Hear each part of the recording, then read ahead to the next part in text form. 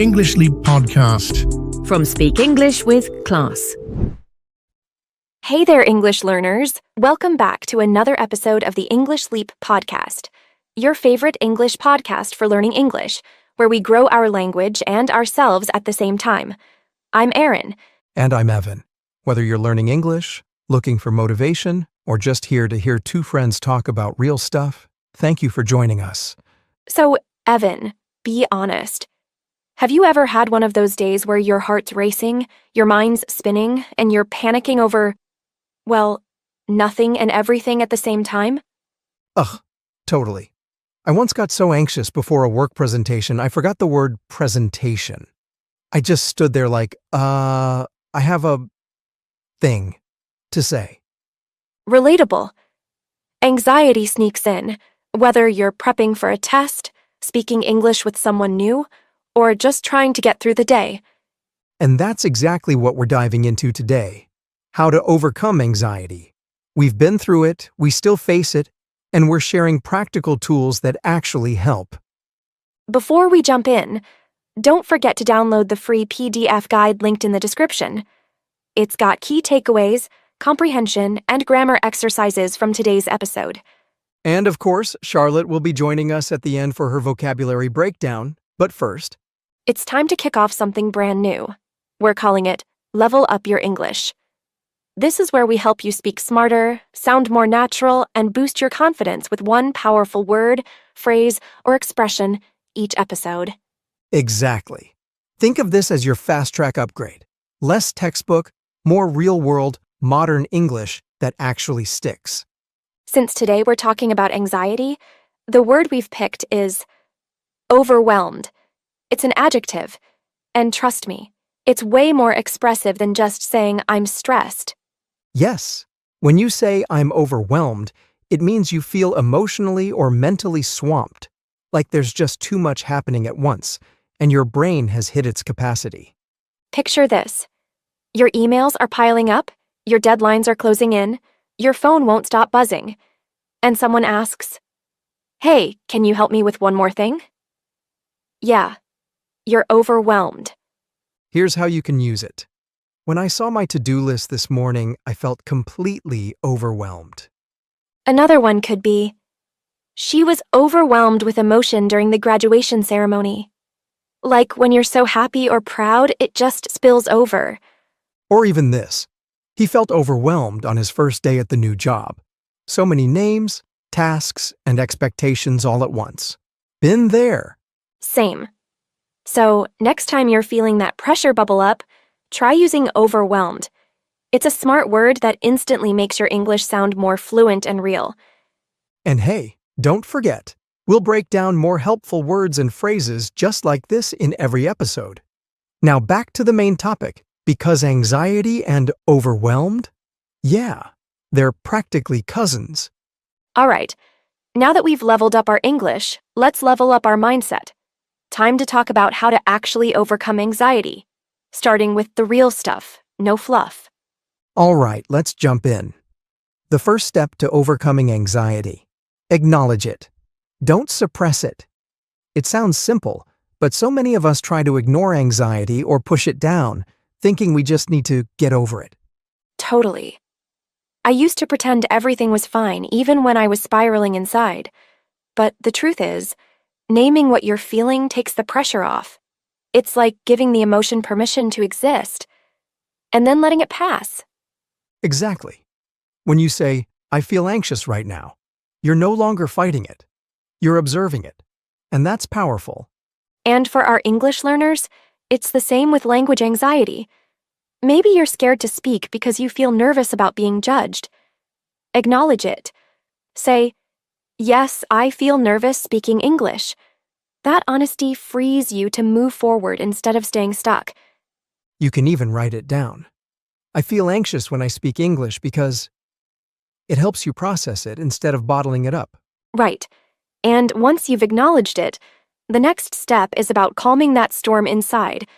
Because, let's be honest, when anxiety hits, our minds aren't the only ones racing. Our bodies feel it too. Oh, for sure. That's why point number 2 is all about tuning into your body and taking a moment to reset. Oh, yeah. I do this all the time. When I'm overwhelmed, I take 5 slow breaths, in through the nose, out through the mouth, and I literally feel my heart slow down. And grounding techniques are great too. One of my favorites is the 5-4-3-2-1 method. Just try this.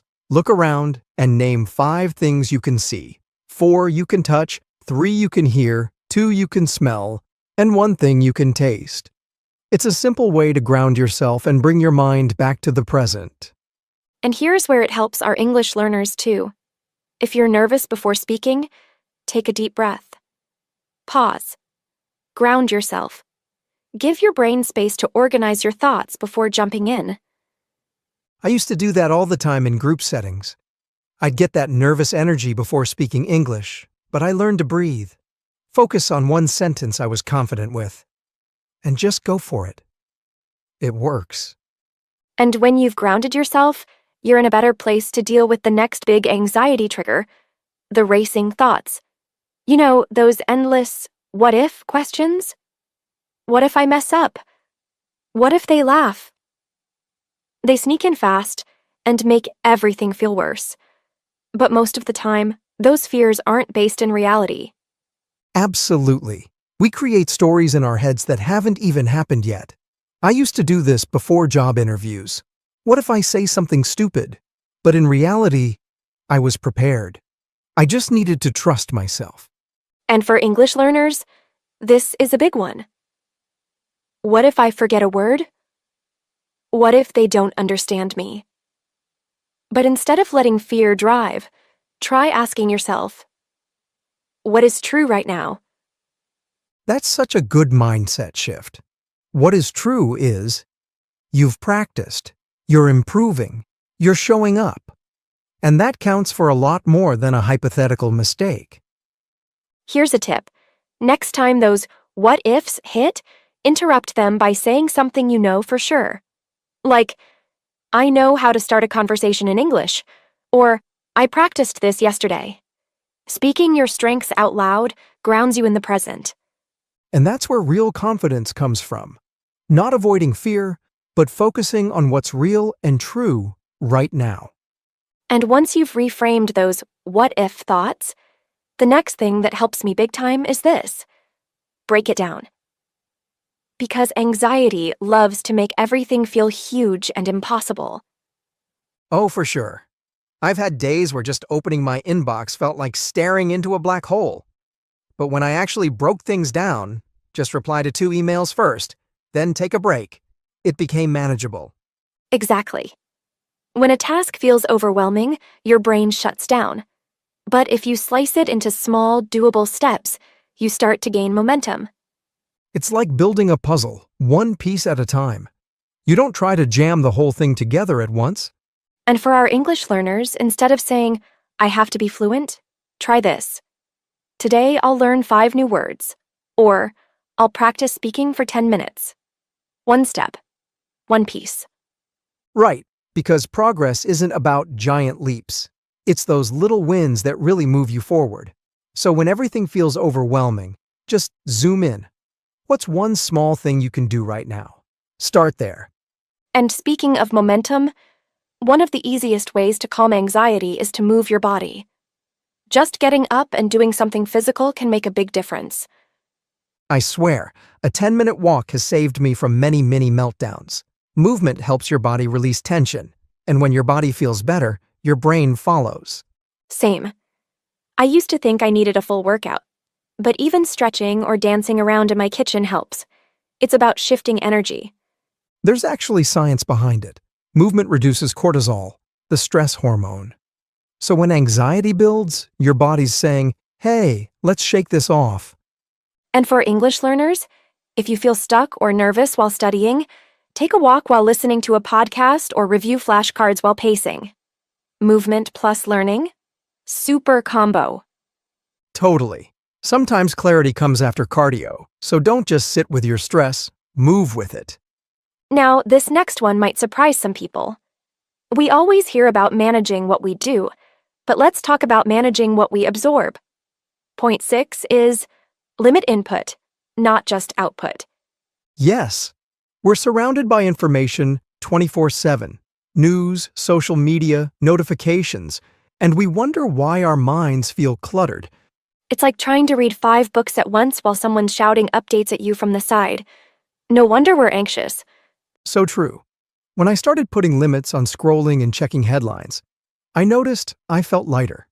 Less noise equals more peace. And if you're an English learner, this is key. Instead of watching 5 random videos, focus on one podcast, one topic, one voice. Quality input greater than quantity. Protect your mental space like you protect your time. Set boundaries on what and who you let into your mind. Now, here's something that's helped me more times than I can count. Talk it out. Don't bottle it in. When anxiety builds up, keeping it all inside just adds pressure. Oh yeah, I used to think I had to handle everything myself. But the moment I started actually saying out loud, "I'm feeling anxious about this," to a friend or even just journaling, it was like releasing a pressure valve. Exactly.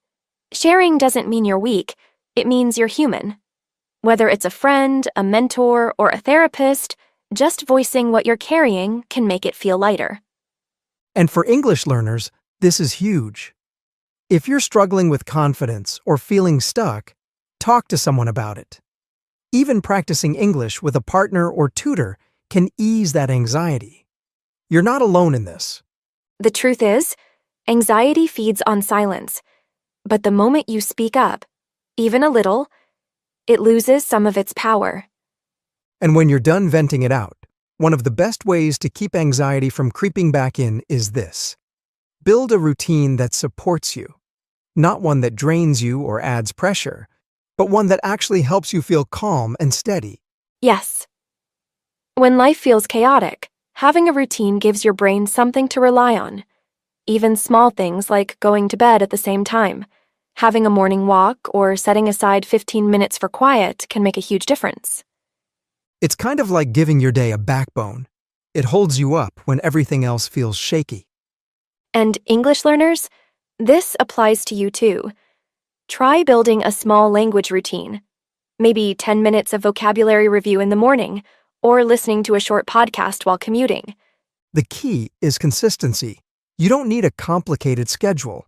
Just create little anchors throughout your day that help you feel more in control and supported. Right. And speaking of feeling supported, it's time to support our English too, with Charlotte's vocabulary breakdown. Yes, she always brings the best words to the table, so get ready to level up your vocabulary in just a few minutes. Charlotte, the mic's yours. Thanks, Aaron and Evan. Hey listeners, here are 12 helpful words and phrases from today's episode. They're common in everyday English and super useful in both casual and serious conversations. Anxious. Meaning, feeling worried, nervous, or uneasy. Example, I get anxious before big meetings, even if I'm well prepared. Relatable. Meaning, easy to understand or connect with because it feels familiar. Example, her story about learning a new language was so relatable, I've felt the same way. Spillover. Meaning, to overflow or go beyond limits, especially with emotions. Example, his excitement spilled over and he started talking really fast. Acknowledge. Meaning, to admit or recognize something. Example, she acknowledged that she was feeling stressed and took a break. Pretend. Meaning, to act like something is true when it's not. Example, he pretended to be confident, but inside he was very nervous. Cluttered. Meaning, messy or filled with too many things. Example, my mind felt cluttered after checking social media for too long. Mentor. Meaning, a trusted person who gives advice or guidance. Example, my mentor helped me prepare for my first job interview. Creepin'. Meaning, to slowly start happening or affecting something. Example, doubt started to creep in when I saw how confident everyone else looked. Anchor. Meaning, something stable that gives support or calm. Example, My morning routine became an anchor during stressful times. Spiraling. Meaning. Losing control of thoughts or emotions. Example. I forgot one word during my speech and started spiraling. Ground yourself. Meaning. To calm yourself by focusing on the present. Example. She grounded herself by taking a few deep breaths. Vent. Meaning. To talk openly about feelings, especially frustration or stress. Example. I just needed to vent about my tough day to someone who understood. There you go, 12 words and phrases that'll help you express yourself better and feel more confident in your English. Practice using them this week, and don't forget, you'll find them all in the PDF guide too. See you next time. Thanks, Charlotte. That vocab breakdown was super useful. Yeah, really helpful stuff. And to everyone listening, thanks for hanging out with us today. We hope you're leaving with a few tools to handle anxiety a little better, and some new English skills too.